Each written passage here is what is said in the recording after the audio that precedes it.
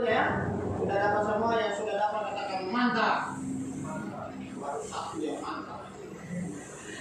Judulnya saya baca judulnya nanti sama-sama saudara. Usaha Mordekai untuk menolong orang Yahudi. 1, 2, 3. Usaha Mordekai untuk menolong orang Yahudi. Judulnya ini saja kita lihat. Ternyata kalau kita mau melihat pertolongan Tuhan, kita juga pasti punya usaha. Amin. Amin. Perhatikan tadi bangsa Yahudi itu sudah mau dibinasakan, dan mereka semua pada ketakutan, dan tetangga-tetangga mereka itu sudah dapat hak penuh untuk membinasakan orang Yahudi. Itu dikasih kuasa tadi itu surat dari raja. Tapi setelah Tuhan berperkara apa yang menjadi bagian kita harus lakukan, kita harus ada usaha. Dan apa yang terjadi? Tuhan membalikan keadaan. Tadinya orang Yahudi binasakan, tapi justru orang Yahudi membinasakan semua orang-orang yang membenci mereka. Tuhan sanggup melakukan perkara yang ajaib. Amin. Dia buka jalan saat tiada jalan. Dia bekerja di jalannya tak terlihat oleh kita. Dia membimbingku dan seterusnya. Dia bekerja di jalannya yang tak terlihat oleh mata kita. Amin. Dia sanggup buka jalan. Mungkin saat ini saudara lagi punya pergumulan, sepertinya sudah menghadapi jalan buntu. Mau ke kiri tidak bisa, mau ke kanan tidak bisa, mau ke depan tidak bisa, ke belakang tidak bisa. Tapi ada satu jalan di situ terbuka itu di atas. Amin. Amin. Pada waktu kita datang kepada Tuhan, Dia sanggup membalikan keadaan. Amin. Saya punya kesaksian. Ada banyak hal, tapi saya mau kasih kesaksian waktu saya sekolah Alkitab di Surabaya waktu itu. Saya waktu mau diutus, sebelum saya masuk asrama sekolah itu nama saya sudah dulu masuk sana. Nama saya sudah dulu masuk sana, bukan soal mengisi formulir, bukan. Tapi ini sudah buku telepon dulu, dia masih jadi telepon biasa, gitu kan, belum pakai HP. Nah sampai sana hari pertama itu saya masuk dan hari kedua saya dipanggil sama di pimpinan yang menangani bagian mahasiswa dan masalah pendidikan. Tadi dibawa di kantor, ditanya saya, diinterogasi. Kamu nama ini? Ya. Kamu utusan dari sini? Iya. Lalu dia tanya saya, kamu ada sponsor masuk sekolah ini? Bingung saya menjawab, ada sponsor. Saya ada dari saya belum tahu juga saya ada sponsor atau tidak. Saya bilang gitu kan. Nah, tapi nanti saya tanyakan sama saya punya gembala yang utus saya. Lalu dia bilang begini, ternyata masalahnya bukan itu cuma sekedar cari informasi tentang saya. Dia bilang begini, kamu diterima di sini tapi cuma sebagai murid sementara. Murid sementara. Akhirnya datanglah saya satu minggu atau beberapa hari kemudian ketika datang saya punya bapak gembala yang untuk saya tanya begini, saya cuma murid sementara di sini, bisa dikasih pulang saya tenang saja, nanti saya urus. Setelah itu saya sudah ternyata memang ada sponsor saya, jadi waktu ada sponsor saya lancar itu uang sekolah pada, makanya saya bertahan. Kalau tidak lancar waktu itu, mungkin di situ dijadikan alasan, saya tidak keluar. Nah, ternyata ada yang sponsori saya, jadi saya tetap diterima situ.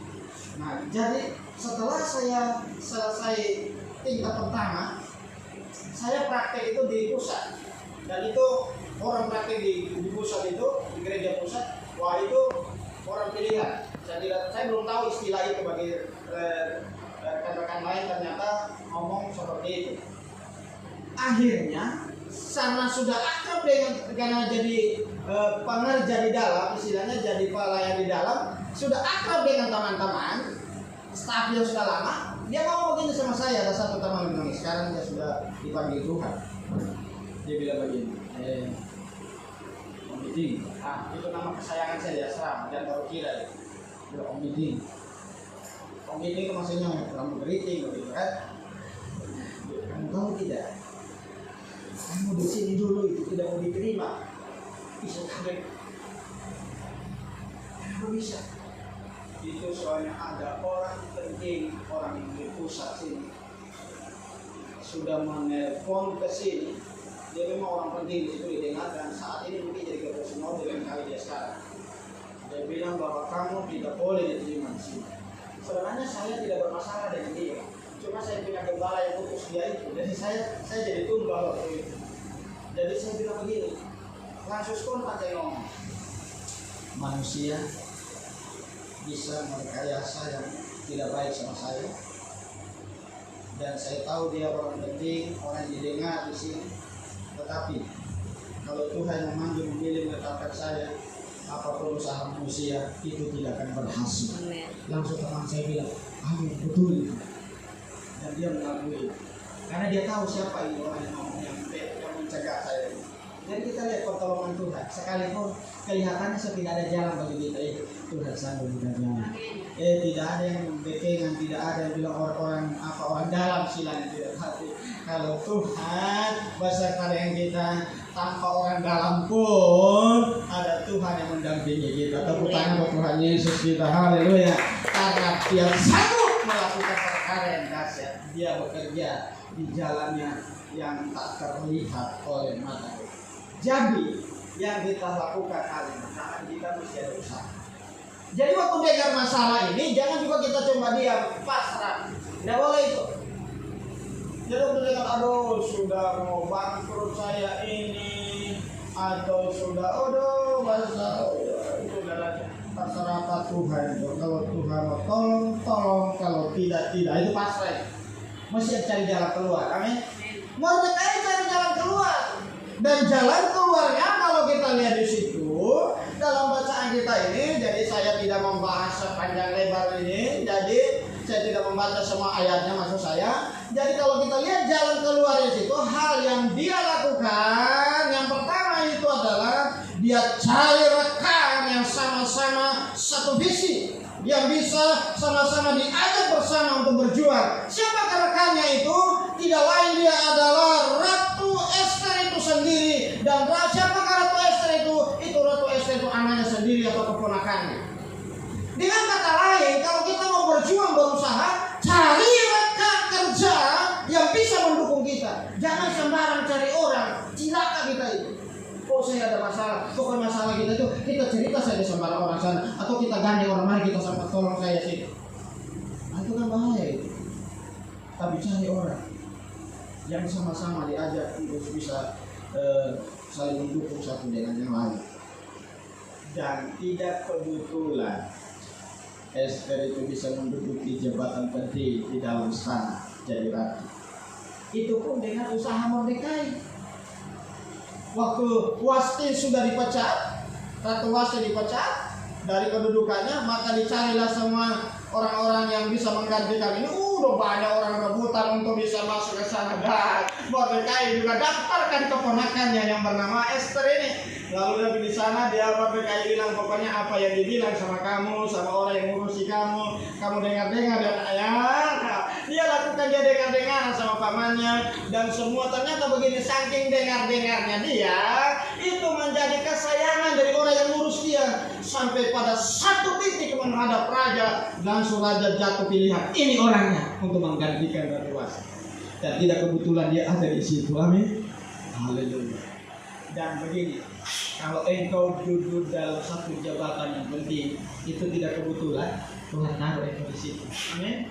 Dan kalau Tuhan membawa kita ada di Kabupaten Morowali Utara ini, berada di desa Bunta Koro Lama ini, tidak kebetulan, karena ada orang lain yang butuh pertolongan dari kita, amin. Ada orang lain yang mau dibawa kepada Kristus. Jadi tidak ada semuanya kebetulan. Kalau kita sama-sama ada malam hari ini beribadah, tidak kebetulan, karena Tuhan punya rencana yang besar dalam kehidupan kita. Haleluya. Jadi perhatikan usaha Mordekai ini justru membuahkan hasil yang luar biasa. Pada waktu dia berpikirkan bagaimana caranya dia lakukan apa yang dia bisa. Pada waktu dia melakukan, dia menggandeng orang-orang yang bisa dibantu kerjasama untuk berdoa, untuk mencari solusi, apa solusinya dan apa yang terjadi. Tuhan melakukan hal-hal yang luar biasa. Begini, pada waktu kita melakukan apa yang menjadi bagian kita, izinkanlah Tuhan melakukan bagian. Karena begini kan, kita lakukan apa yang menjadi bagian kita itu sudah sampainya mentok, sudah tidak ada jalan, tidak apa-apa. Yang penting itu berusaha. Nah, di saat itu mentok, sudah tidak ada jalan, itu sudah jalannya Tuhan itu. Amin. Tuhan di bagian itu. Ya. Jadi waktu itu ada masalah, jangan sampai itu meretap di nasib, menyalahkan keadaan, menyalahkan orang lain, menyalahkan suami, istri, tidak boleh. Ada satu anak buah sampai di Pulau Wali Utara ini, dia sempat ngomong begini, ini kok gara-gara saya ditipu orang nih sampai saya ada di sini. Gara-gara ditipu orang dia ada di sini. Tapi yang akhirnya begini, akhirnya dia melihat di balik itu semua ada kebaikan Tuhan. Justru dengan cara itu dia bisa berusaha di tempat ini. Nah, terkadang Tuhan buat kita sedemikian rupa yang tidak mengenakan, dengan jalan ternyata kita jadi penguasa di satu wilayah. Haleluya.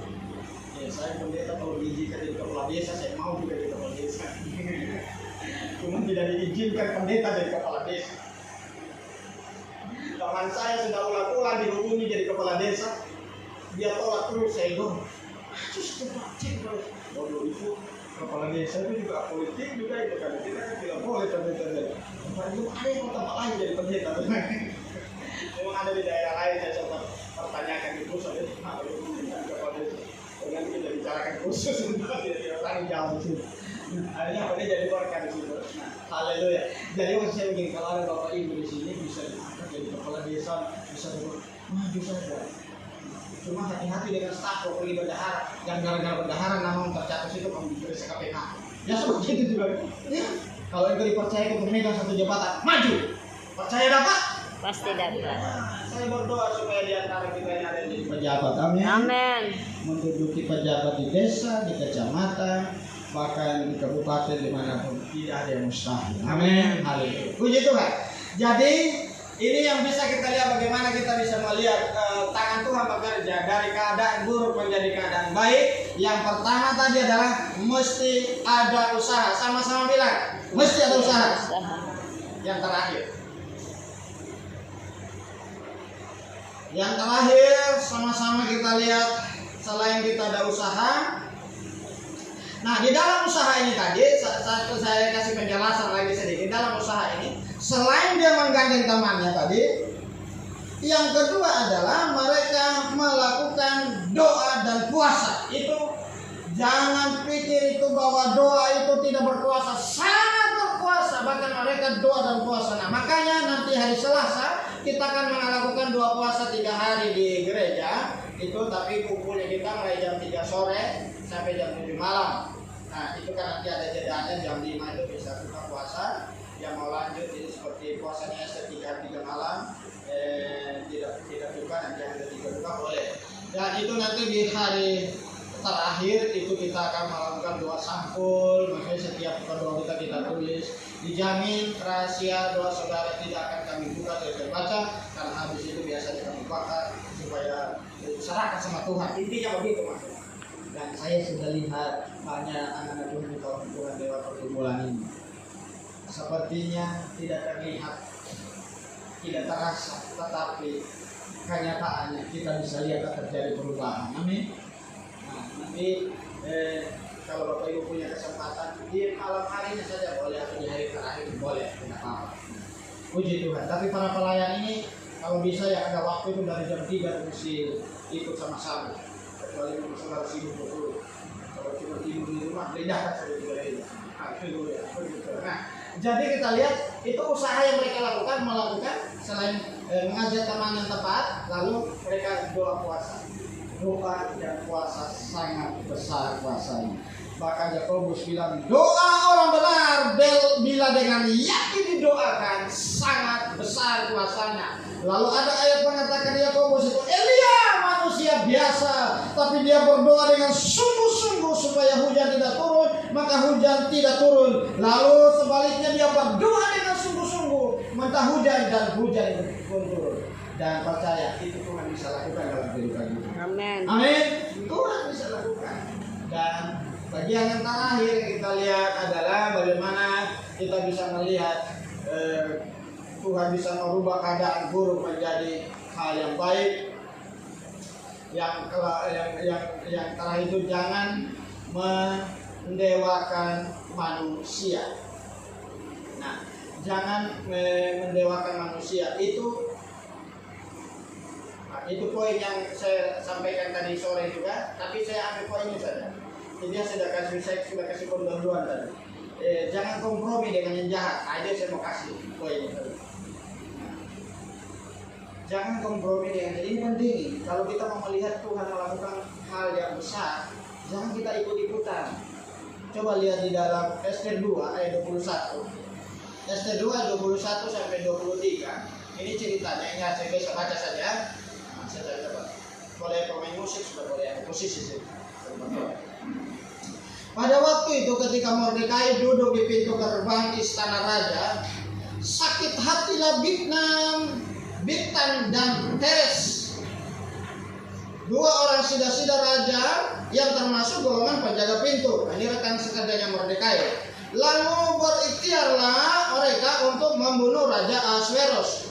Tetapi perkara itu diketahui oleh Mordekai. Lalu diberitahukannya kepada Ester sang ratu, dan saya ulangi, diberitahukan kepada Ester sang ratu, dan Ester mempersembahkan kepada raja atas nama Mordekai. Perkara itu diperiksa dan ternyata benar. Maka kedua orang itu disulahkan pada tiang, dan peristiwa itu dituliskan di dalam kitab sejarah di hadapan raja. Perhatikan, ada temannya Mordekai, teman kerjanya, siapa namanya tadi?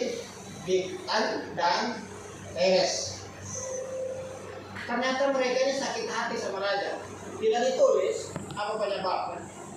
Yang paling tidak, barangkali raja pernah tegur mereka, barangkali mereka tidak dapat proyek, sudah janji tidak pernah dikasih proyek, terlalu lama dan sakit hati mereka. Mungkin zaman sekarang ada seperti itu. Sama-sama bilang mungkin. Itu kan saya yang menafsir itu. Yang pasti dibilang mereka sakit hati sama raja. Oh, lalu mereka bikin sampai bunuh sampai raja ini raja yang bisa sakit hati. Jadi dari janji proyek dia dapat juga tidak pernah dapat. Lalu rencana itu ketahuan sama Mordekai. Nah, ini poinnya kita ambil. Waktu Mordekai dengar itu, dia laporkan. Artinya apa? Mordekai tidak mau kompromi dengan kejahatan. Amin. Jangan ikut-ikut orang yang melakukan kecurangan. Amin.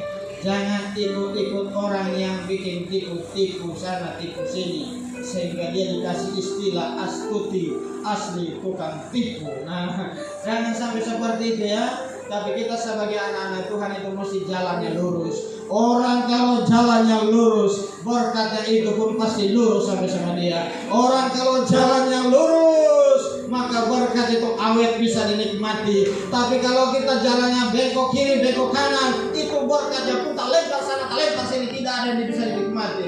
Karena apa? Karena memang kita sudah bengkok kiri, bengkok kanan, makanya berkat itu kan goncang semua. Akhirnya seperti di dalam Alkitab Hagai katakan, dia bekerja tetapi dia pakai pundi-pundi yang berlubang. Waktu kasih masuk itu berkat sana, justru jatuh semua itu. Karena jalannya tidak lurus. Orang jalannya lurus, tidak kompromi dengan kejahatan, hidupnya pasti diberkati oleh Tuhan. Haleluya. Puji Tuhan, kiranya firman Tuhan malam hari ini memotivasi kita semua sehingga hidup kita semakin diberkati juga. Mari kita tunduk kepala, kita berdoa kepada Tuhan.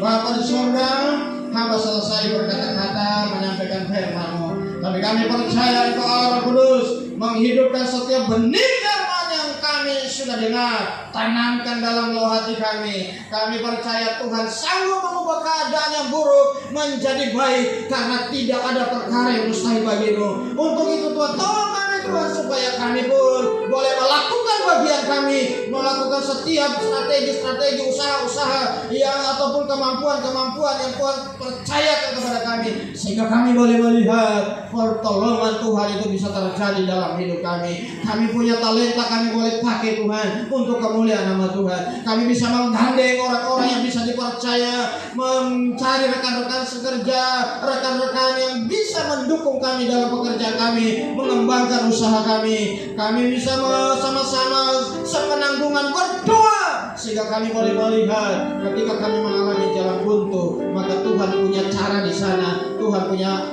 yang ambil alih dalam setiap perkara kami. Dan tolong kami Tuhan, supaya kami tidak kompromi dengan hal-hal yang jahat, supaya kami boleh melihat pertolongan itu terjadi dalam hidup kami. Terima kasih Bapa, firman-Mu meteraikan di hati kami. Dalam nama Tuhan Yesus, kami ucap syukur berdoa atas firman. Haleluya, sama-sama katakan amin. Beri kemuliaan.